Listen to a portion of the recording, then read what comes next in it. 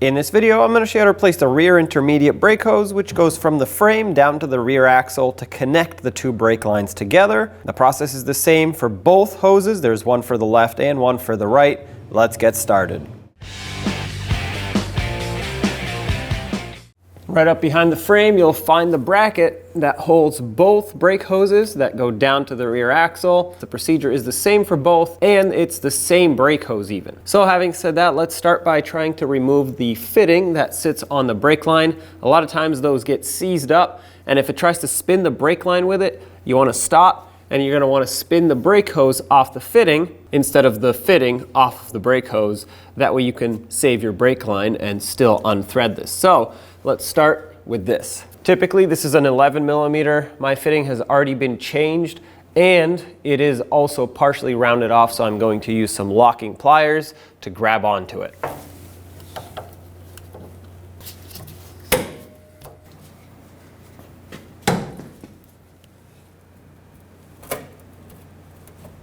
Had to end up grabbing the hose with some pliers to prevent it from moving.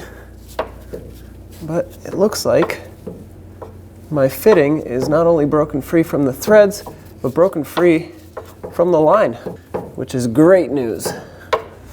And because I know this, I'm actually going to go to the other end and swap the brake hose on that end so that when it comes to removing it off of here where brake fluid is unrestrictedly coming out, I can just quickly swap it around to the new brake hose that will already be connected to the other end and lose the least amount of brake fluid. Here we are on the other end. I'm going to move this piece of insulation back and clamp this brake hose with some pliers that will restrict the flow of brake fluid so that when we do this swap right here, there isn't any brake fluid pouring out of this hose. And I'm not really concerned about it because this is the old hose that we're replacing. Typically, I wouldn't want to pinch the new brake hose.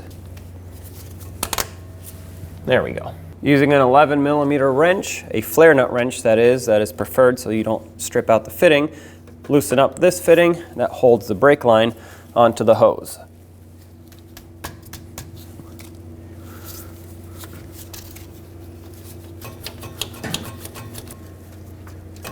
There we go. Working this back and forth, especially with rust penetrant on here, I was able to get the fitting to spin independently of the line, which is ideal.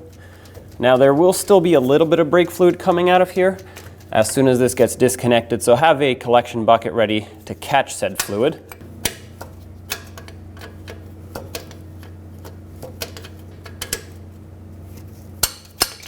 All right, push this line aside. Let's remove this locking clip that holds the brake hose onto the axle. You can do this a few different ways, using a pry bar, using some pliers, anything that'll grab onto it and pull it out.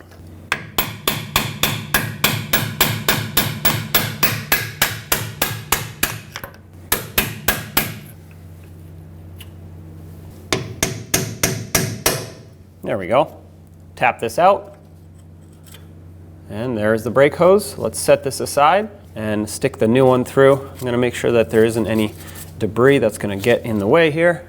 So the brake hose can actually only go one way. You'll notice that one corner will be rounded, so there's no way that you can put it on the wrong way because there's another cutout at the top similar to this that has to line up. And if you were to put this wrong, it obviously wouldn't line up on the other end without twisting the hose.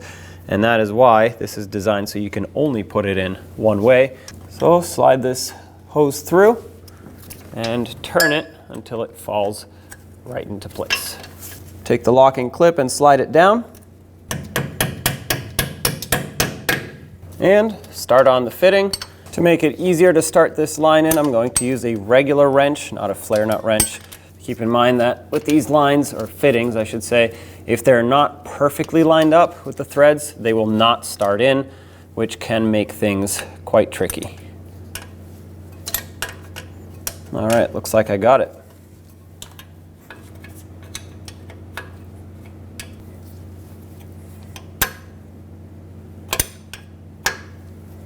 Now it's bottomed out and snugged. I'll give it a little bit extra to seat that fitting. This side is installed, so let's keep going. If you follow the old hose, you'll see that the ABS wire is actually clipped onto it. We're going to remove it and set the hose aside. And we're going to take the new hose and clip that onto the ABS wire. There we go. And back at the top, let's finish removing this fitting and swapping over the hose.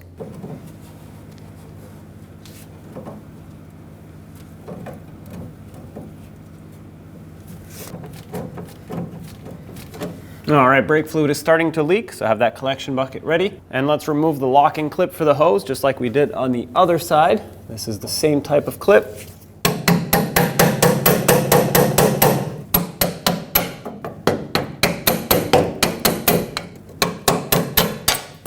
All right, take that off, take the new hose and slide it in.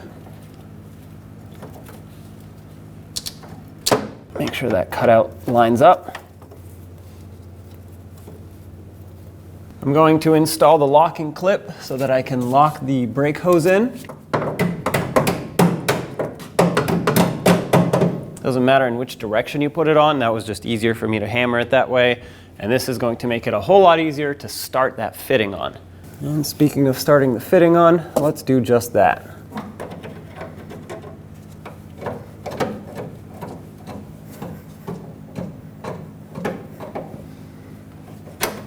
Of course, for you, do it with the appropriate sized wrench. Unfortunately, like I said, for me, that is no longer a possibility.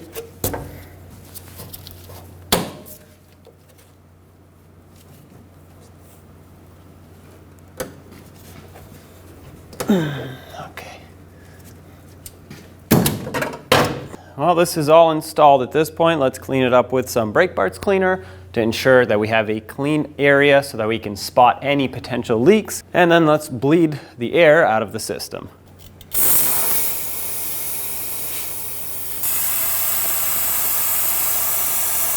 At this point, pick the caliper that you had to replace the line for, so either left or right, and do a gravity bleed. Let's remove the wheel. Sometimes these wheels have some center caps, so you're going to want to use a pry bar or screwdriver to pop that off before you get to the lug nuts. Usually if you just look around, there's going to be a cutout at some point that you can use to pry out on. And that exposes your 8 21mm headed lug nuts, so let's take those off.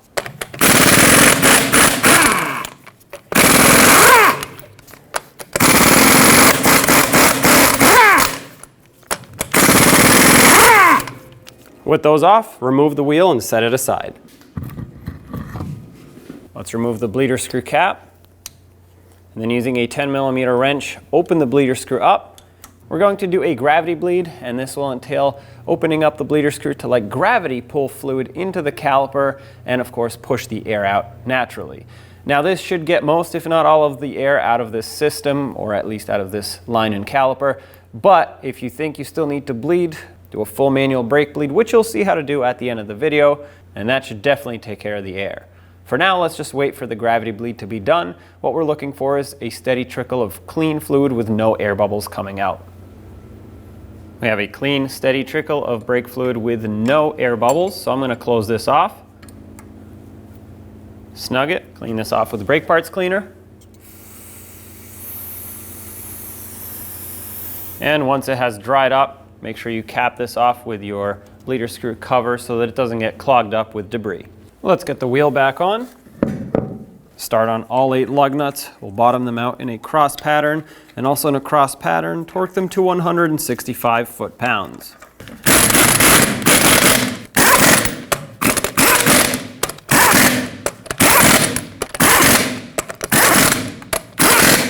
Once again, 165 foot-pounds in a cross pattern.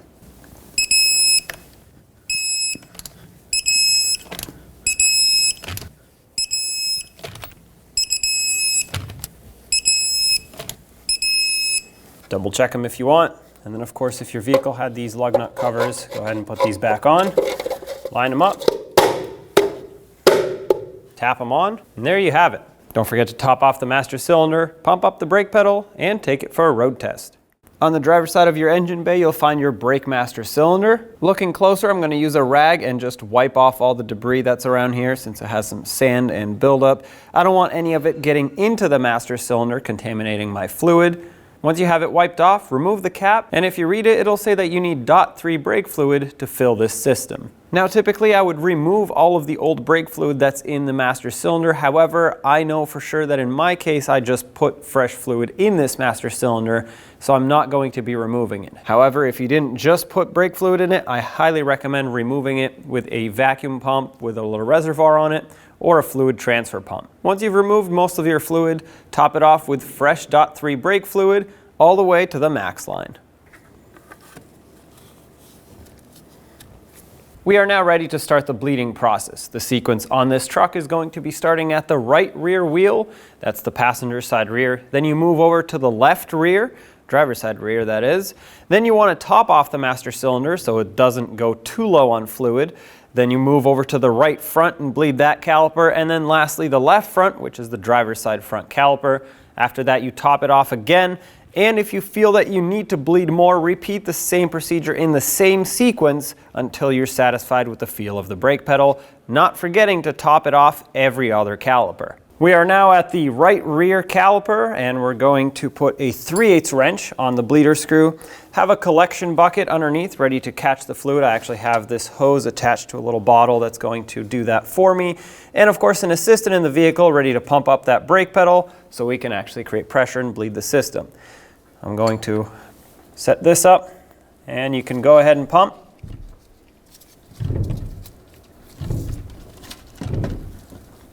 All right, they're holding pressure, so with pressure being held, I'm going to open the bleeder screw.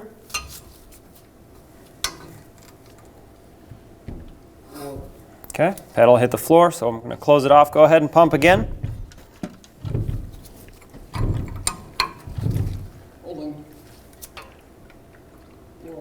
All right.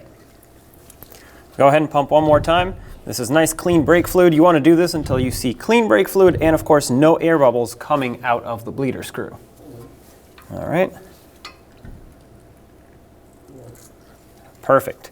I'm going to remove my hose. This was a perfect bleed. You can let go of the brake pedal now. We have clean fluid and no air bubbles. So I'm going to wipe this off, spray some brake parts cleaner if needed. And of course, if you have the little cap that goes on the bleeder screw, go ahead and put that on.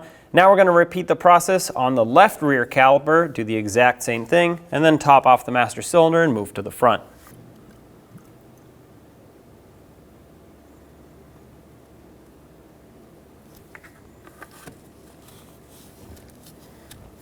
We are now at the right front caliper. Master cylinder is topped off again, ready to go. I'm going to take the little cap off the bleeder screw, get my hose attachment and my 3/8 wrench ready, and you can go ahead and pump up the brakes now. All right, holding pressure. So open this up.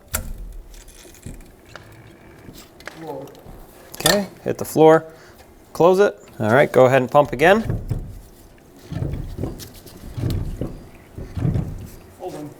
Okay. All right, I got some air in this one, so go ahead and pump again. Once again, you want to bleed until you have no air coming out. Okay. All right, go ahead and pump again. This is looking better.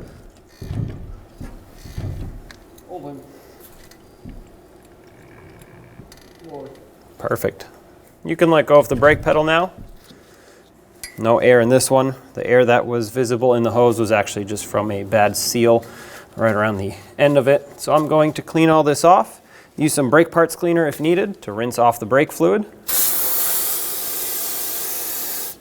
Once it has all dried up, cap off the bleeder screw and repeat the process on the left front caliper.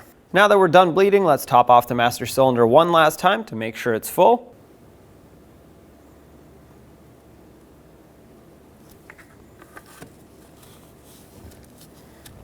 Put the wheels back on and torque them to 165 foot-pounds, and there you have it. Job is done. When only the best will do, demand TRQ. The only company that lets you view before you do. TRQ is committed to offering the highest quality aftermarket auto parts that are engineered for peace of mind. Thanks for using and viewing with TRQ.